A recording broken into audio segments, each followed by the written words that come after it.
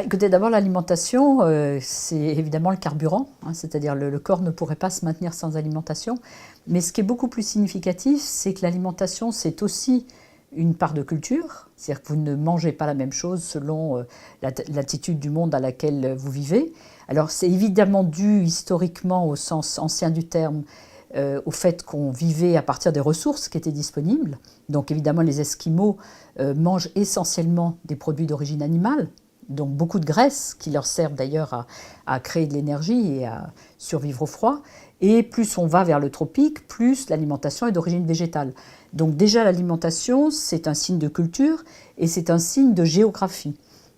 C'est aussi un signe d'histoire, parce que dans l'histoire, l'alimentation de l'homme évolue très régulièrement, et je dirais, quelles que soient les latitudes, l'évolution se fait dans le même sens, hein, même si le point de départ n'est pas le même et le point d'arrivée n'est pas le même. Par exemple, la consommation de viande ou... Exactement, c'est-à-dire que dans l'histoire de l'humanité, chaque fois que l'humanité est devenue un peu plus riche, a eu un peu plus de moyens. La première chose que les humains ont fait, c'est de manger à leur faim. C'est assez réflexe, disons. La deuxième chose qu'ils ont faite, dès qu'ils ont les possibilités de le faire, ils ont diversifié leur alimentation. C'est-à-dire diminuer, par exemple en France, à la fin du 19e, diminuer la consommation de pommes de terre, diminuer les consommations de cidre dans l'ouest de la France, qui était majoritaire, pour avoir accès à d'autres aliments. Et la troisième évolution, qui est aussi universelle, c'est d'avoir accès à plus d'aliments d'origine animale. Alors évidemment, ce ne seront pas les mêmes. Si vous êtes en Inde, ce sera du lait. Si vous êtes au Japon, ce sera plutôt par exemple du poisson. Si vous êtes sous nos latitudes, ce sera certaines viandes. Mais l'histoire de l'humanité a été assez régulière. Donc d'abord manger à sa faim, ensuite diversifier son alimentation et enfin avoir accès à des produits d'origine animale. Et ce qui est intéressant, c'est qu'on est en train d'arriver à la quatrième étape, c'est au moment où on voit certaines consommations commencer à décroître dans les pays qui mangent à leur faim et qui en sont au stade de choisir. Donc ce sera intéressant de voir ce qui va se passer dans les années qui viennent. Là, je vous parle de 10 000 ans d'histoire de l'humanité. Évidemment, comme le disaient mes prédécesseurs, on peut regarder ça dans le temps long. Alors, est-ce qu'on n'a pas un problème majeur? C'est que si vous demandez à un individu, j'allais dire du monde développé, hein, je ne parle pas d'un individu qui habiterait dans le Sahel, par exemple, hein, mais si vous lui demandez qu'est-ce que tu espères pour ta vie, quelle vie tu espères, pas un ne vous dira manger à ma faim. Ça lui paraît une évidence. C'est Or, très récent. C'est très récent, comme vous le savez, puisque quand vous regardez l'histoire des famines, il y a 2 siècles, il y avait encore évidemment des famines dans nos pays, dans les pays que vous dites développés. Donc c'est extrêmement récent le fait d'avoir oublié la famine et le besoin de se nourrir à sa faim. Évidemment, ça n'est pas universel sur la planète aujourd'hui. Hein, vous savez qu'il y a encore 900 millions de personnes sur la planète qui ont faim. Mais dans nos pays, effectivement, l'alimentation n'est plus un sujet de préoccupation quantitatif. Par contre, vous le savez, beaucoup d'autres peurs alimentaires sont arrivées. C'est pas que les peurs alimentaires soient récentes. Quand vous lisez les historiens, on a Madeleine Ferrière qui a fait un très très bon bouquin sur les peurs alimentaires. Elles sont aussi vieilles que l'histoire de l'humanité. Nous sommes omnivores. L'omnivore, par définition, il mange de tout. Et s'il a survécu, c'est parce qu'il a été méfiant. C'est parce qu'il s'est méfié de ce qui pouvait être poison dans ce tout qui était disponible et qui était à sa portée.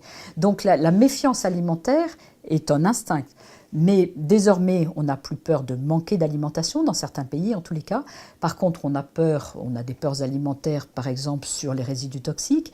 Et puis une nouvelle peur alimentaire qui est celle du régime alimentaire, celle du surpoids, de l'obésité, donc du déséquilibre par l'excès.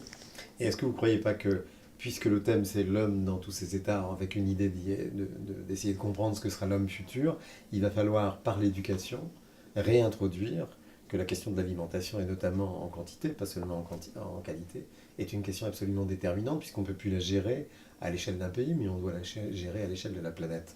Est-ce qu'il n'y a pas un problème d'éducation absolument majeur derrière? Oui, l'alimentation reste une question majeure. Pas la même qu'auparavant, mais reste une question majeure. Au moins pour 2 raisons auxquelles vous faites allusion.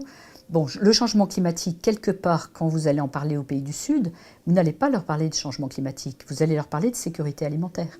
Puisqu'en fait, le problème, ça va être de produire suffisamment, de toute façon, ils ne seront pas autonomes, mais suffisamment de denrées pour que le développement de l'agriculture et le développement rural puissent se faire. Donc, changement climatique, ça va mettre en danger ces évolutions de la production agricole.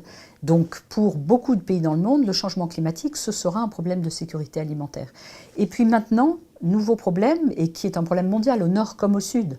le problème de la surconsommation, de la surnutrition ou du déséquilibre nutritionnel, puisque vous savez que déjà aujourd'hui, il y a plus de morts et de malades du fait de ce qu'on appelle les maladies métaboliques, donc les maladies des excès nutritionnels, plus que par la maladie infectieuse. Donc désormais, on est plus malade et on meurt plus de ces maladies du déséquilibre alimentaire que des maladies infectieuses. Donc effectivement, ça demandera une éducation de tous. Et vous avez présidé l'INRA, donc vous êtes la mieux placée pour savoir quel est le potentiel de production agricole de pays comme la France, et que l'appréhension qu'on en a aujourd'hui ne peut être que globale. C'est-à-dire si on ne regarde que ça à l'échelle de la France, moi j'ai entendu des chercheurs me dire mais nous on a besoin de manger moins, donc de produire moins et de produire mieux. Mais à l'échelle de la planète ça n'a pas de sens. Le jardin du monde il est dans des pays comme le nôtre. Donc on a il faut développer cette conscience qu'on ne peut pas gérer l'alimentation à l'échelle d'un pays mais au niveau de la planète plutôt. Oui, c'est tout à fait exact. C'est-à-dire, quand vous regardez, par exemple, les cartes de changement climatique, puisque le rapport du GIEC sur les impacts vient d'être publié fin mars, il est frappant de voir que nos pays sont extrêmement avantagés, notamment la France. Et la France est dans une zone qui, certes, connaîtra un peu plus d'inondations ou un peu plus de sécheresse, mais qui restera une zone extrêmement avantagée du point de vue agroécologique. D'autres zones du monde, en revanche, vont être dans des conditions beaucoup plus extrêmes. Et une des conditions de la sécurité alimentaire mondiale, ça va être de rendre possible de fluidifier les échanges entre ces zones en excès de production et les zones en déficit de production. Et de fait, la sécurisation des échanges, à la fois pour éviter les pics de prix lorsqu'il y a un accident climatique, et à la fois pour assurer l'approvisionnement régulier de ces pays, va être une des modalités de gouvernance mondiale.